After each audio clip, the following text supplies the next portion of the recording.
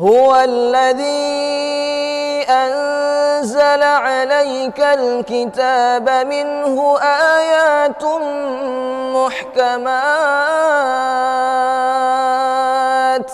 هن أم الكتاب وأخر متشابهات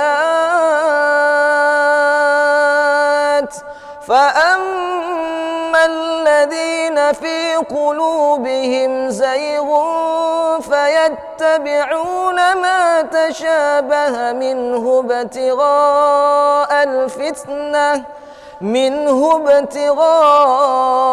الفتنة وابتغاء تأويله